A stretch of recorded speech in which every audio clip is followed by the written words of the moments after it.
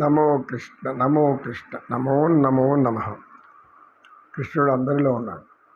మీరందరూ కృష్ణుడిలాగే కనపడుతున్నారు. గోవింద గోవింద.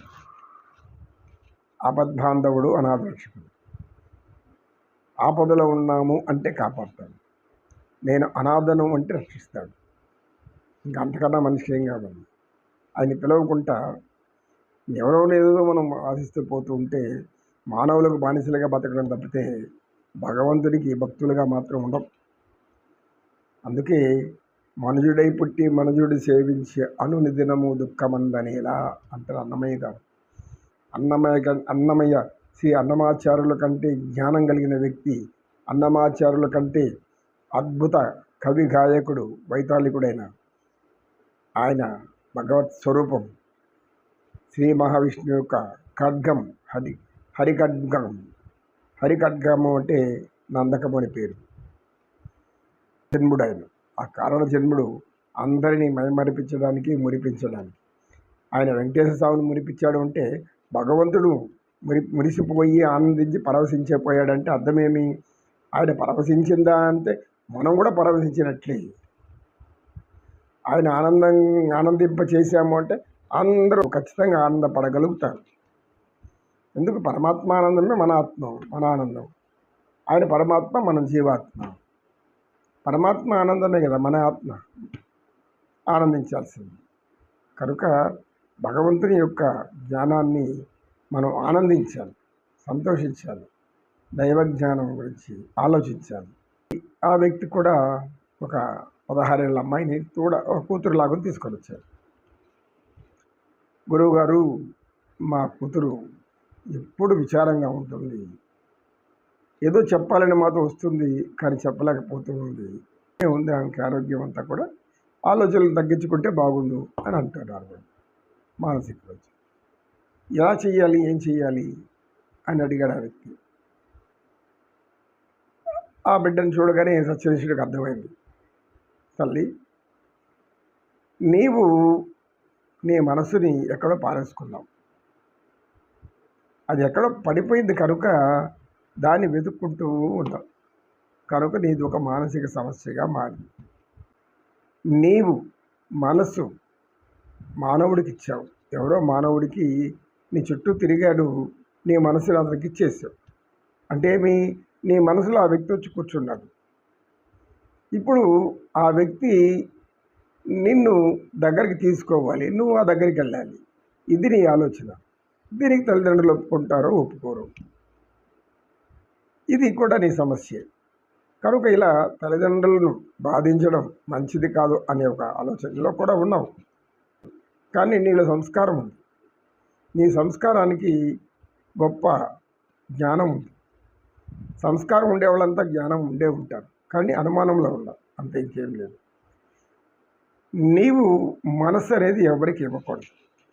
ఎవరైనా సరే, యవ్వనంలో స్త్రీ పురుషులు అనేవాళ్ళు సహజం. నేను మనసు ఇచ్చాను, నేను ప్రేమించాను, నేను ఆనందించాను, నేను పరమాత్మలో ఊగాను, తూగాను, ఎగిరాను, గంతులేసాను.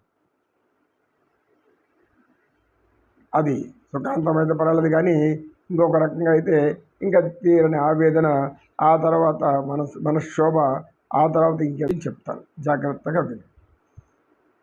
మొట్టమొదటగా నీకు జ్ఞానం నేర్పింది ఎవరు?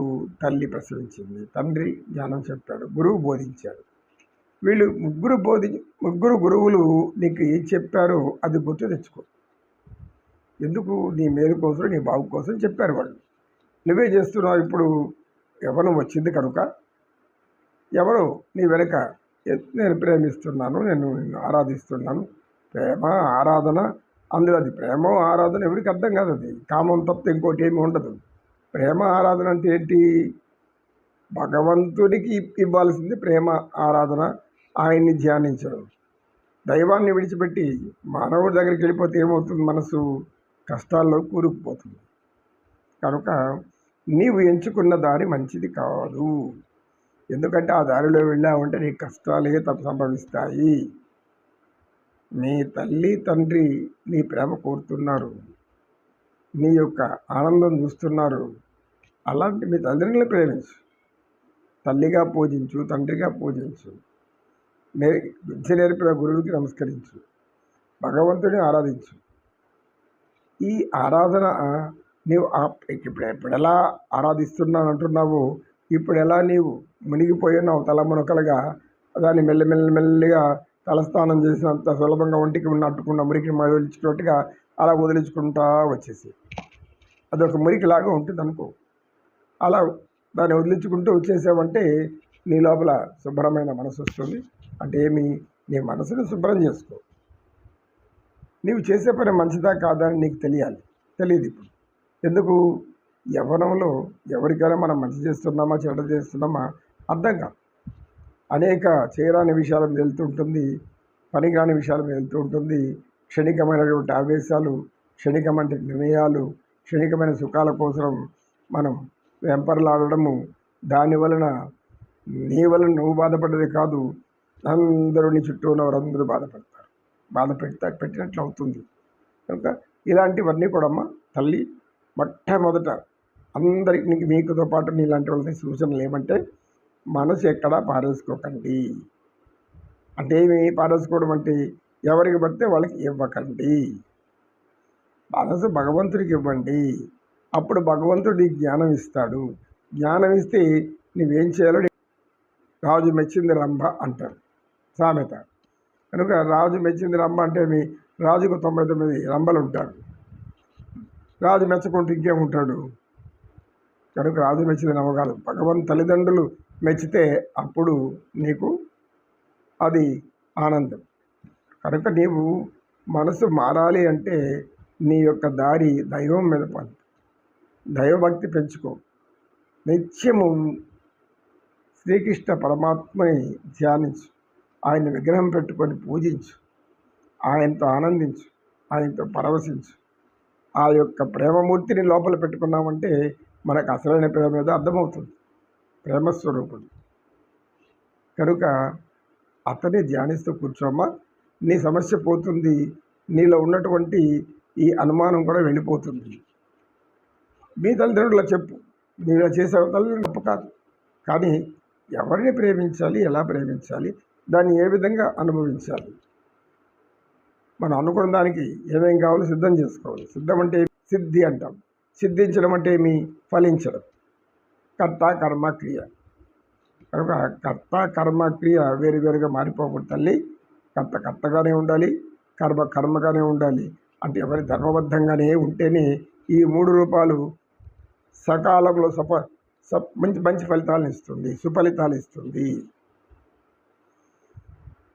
కనుక భగవంతుడు మనకిచ్చిన కర్త కర్మ క్రియ సూత్రం అనుకున్న దానికి సిద్ధం చేసుకో. సిద్ధం చేసినాక సాధన చెయ్యి.